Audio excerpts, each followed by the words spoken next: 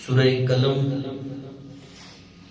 کے دوسرے رکوع آخری رکوع کی جو چند آیتیں باقی ہیں وہ پڑھنے کی سعادت حاصل کریں گے۔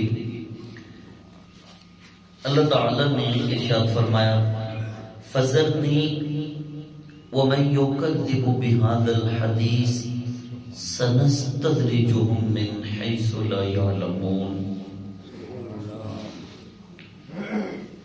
اس سے پہلے اللہ تعالیٰ نے کفار کی مذمت کا بیان کیا جو محبوب علیہ السلام کے فرمان کو سن کے اگنور کرتے، بات نہ مانتے۔ اب اللہ تعالیٰ نے فرمایا محبوب فَذَرْنِي وَمَن يُكَذِّبُ بِهَذَا الْحَدِيثِ، جو آپ کے پیغام کو جھٹلاتا ہے، آپ کی بات نہیں مانتا، اسے مجھ پہ چھوڑ دیں، اسے مجھ پہ چھوڑ دیں۔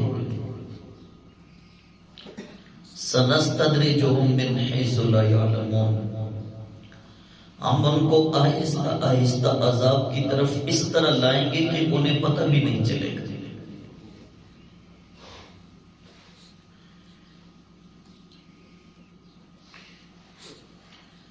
شیخ سعدی نے کہا تھا نا، کبھی کسی عاجز محتاج کو تنگ نہ کرنا، اس لیے کہ جب اس کے دل سے آہ نکلتی ہے تو اللہ کا عرش بھی ہلا دیتا ہے۔ ہو سکے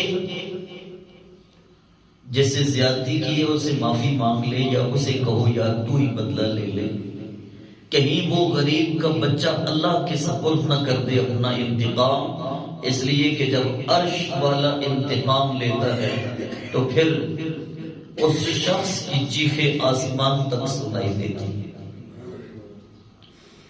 یہاں میرا رب فرما رہا ہے محبوب آپ تسلی رکھیے، فَذَرْنِي وَمَن يُكَذِّبُ بِهَذَا الْحَدِيثِ، جو آپ کے اس کلام کو سن کر آپ کا کلام جھٹلاتا ہے، سَنَسْتَدْرِجُهُم مِّنْ حَيْثُ لَا يَعْلَمُونَ، اس کو پتہ بھی نہیں چلے گا، ہم آہستہ آہستہ اس کو عذاب کی طرف لے آئیں گے۔ اب جو ابتدائی مفسرین ہیں انہوں نے اس پہ تبصرہ کیا، کہتے ہیں اللہ ایسے شخص کے گناہ پر اس کو ایک نعمت اور دے دیتا ہے، یہ بھی اس کی ایک خفیہ تدبیر ہے۔ گناہ کرنے کے باوجود اس کی زندگی کو زیادہ کر دیتا ہے، اس کے برے اعمال اس کے سامنے خوبصورت کر کے اس کو دکھاتا ہے، اس کو سمجھ ہی نہیں چلتی اور وہ در حقیقت عذاب کی طرف آہستہ آہستہ بڑھ رہا ہوتا ہے۔ وَأُمْلِي لَهُمْ إِنَّ كَيْدِي مَتِينٌ، جہاں سے انہیں خبر بھی نہیں ہوگی نا میں ان کو وہاں سے ڈھیل دوں گا، کیوں؟ ان کیدی متین، میری خفیہ تدبیر بڑی مضبوط ہوتی ہے۔ وہ کہتے ہیں نا جب مچھلی کنڈی میں پھنس جائے اور اس کے باوجود اس کی رسی کو ڈھیلا چھوڑتا جائے گا تو وہ یہ سمجھ رہی ہوتی ہے میں تو بڑی دور اب نکل جاؤں گی، اور اسے یہ نہیں پتا کہ وہ جہاں بھی چلی گئی کنڈی والے کے ہاتھ میں رسی ہے، وہ جب چاہے گا کھینچ لے گا۔ اللہ فرماتا ہے فَأُمْلِي لَهُمْ، میں ان کو اس طرح ڈھیل دوں گا، وہ مطمئن ہو جائیں گے، اپنے برے اعمال کو دیکھ کر نہ کہیں گے آپ بڑا فٹ کام کر رہے ہیں، جی آپ ٹھیک ہے بالکل پرفیکٹ ہے آپ۔ زُيِّنَ لَهُمُ الشَّيْطَانُ أَعْمَالَهُمْ، برے اعمال شیطان ان کے خوبصورت کر کے انہیں دکھاتا ہے۔ اللہ فرماتا ہے اِنَّ كَيْدِي مَتِينٌ، لیکن میرے حبیب جو میری خفیہ تدبیر ہے نا وہ متین، بڑی مضبوط ہے، بڑی مضبوط ہے، جہاں بھی دنیا میں گھوم پھر کے کدھر مرضی چلے جائیں جب ہم نے رسی کھینچنی ہے تو پھر ان کی چیخیں آسمان تک سنائی دے گی۔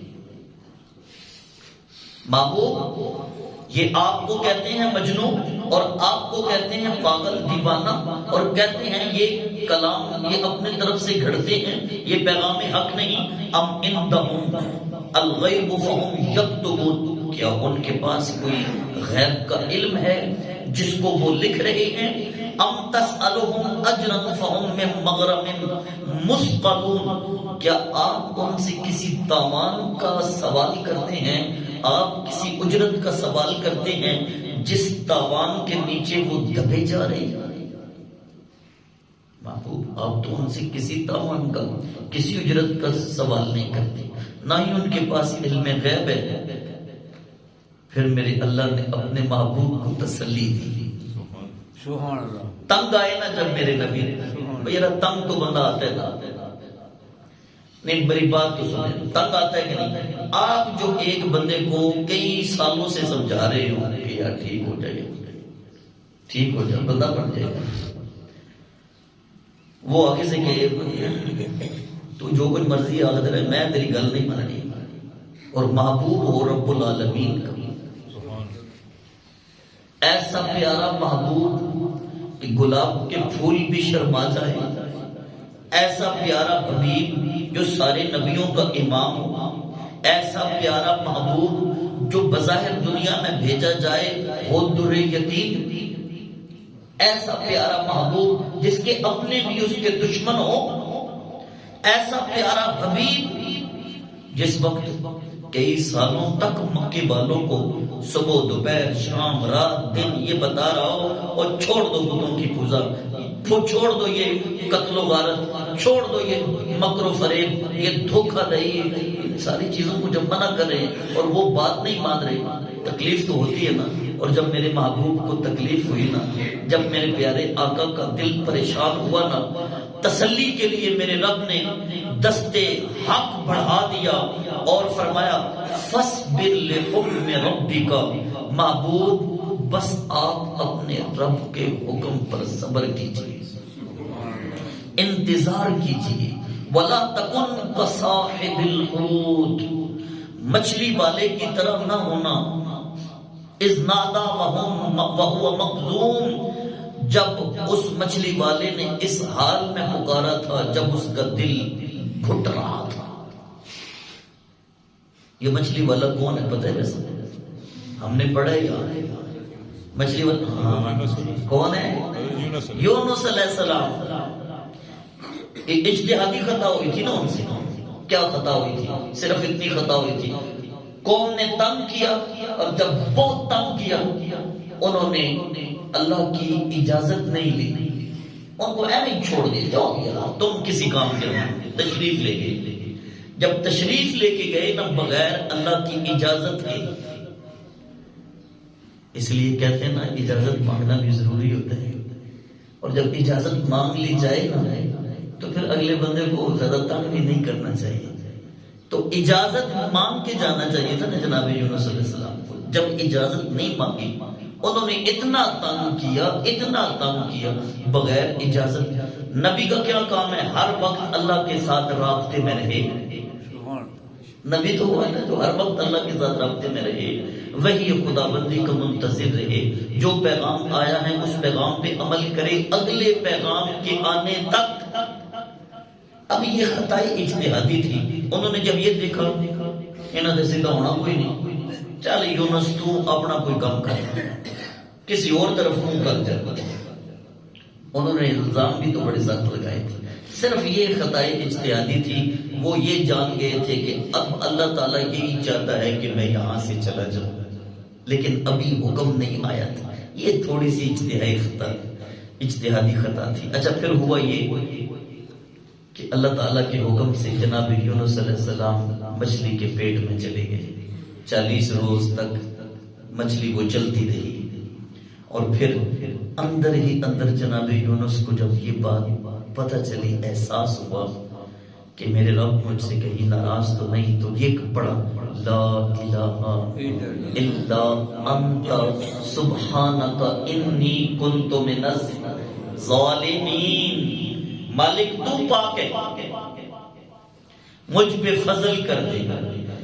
سورہ صافات میں اللہ تعالیٰ فرماتا ہے کہ اگر جناب یونس تسبیح پڑھنے والے نہ ہوتے تو ہم ان کو اسی طرح مچھلی کے پیٹ میں ہی رکھتے اور قیامت تک یونس کو یہ مچھلی دے کے دریا میں گھومتی رہتی، لیکن وہ تسبیح پڑھنے والے تھے۔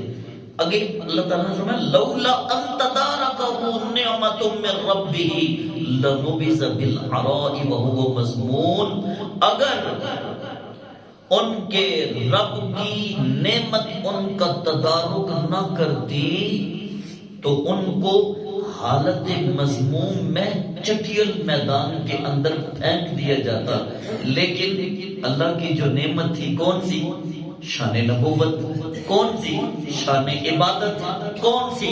شان رسالت۔ اللہ کی وہ نعمت ان کے اوپر تھی، ان کی حالت مذموم نہیں تھی۔ یہ تو تقدیر ہے نا میری اللہ کی، پھر اس تقدیر کی راہ سے گزر کے انہوں نے جانا تھا۔ اللہ اپنے محبوب سے فرما رہا ہے محبوب آپ تنگ نہ ہو، یونس علیہ السلام کی طرح تنگ نہ ہو، یہ جتنا بھی ظلم کرتے رہے فاصبر لحکم ربک، آپ اپنے رب کے حکم پر صبر کیجئے اور انتظار کیجئے، دیکھیے گا ہم ان کے ساتھ کرتے کیا ہے۔ بات سمجھ آئی نہیں آئی؟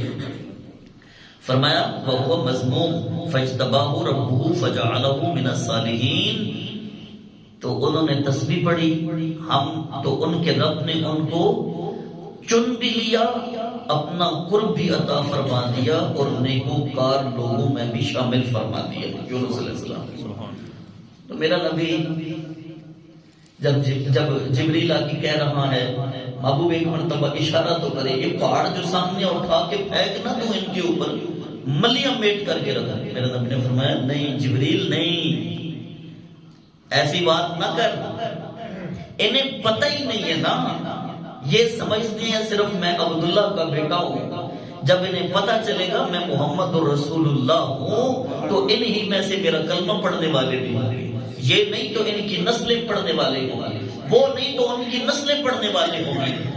جبریل ایسی بات، میرا محبوب تو تھا ہی رؤوف رحیم، تھا ہی کریم۔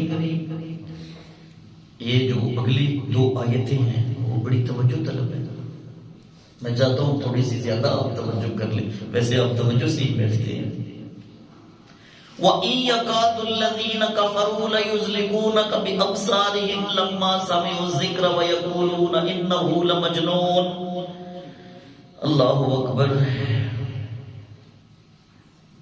اور ضرور کافر تو ایسے معلوم ہوتے ہیں کہ وہ آپ کو نظر بد لگا دیں۔ کیوں؟ جب وہ قرآن سنتے ہیں آپ سے تو کہتے ہیں تو مجنون ہے۔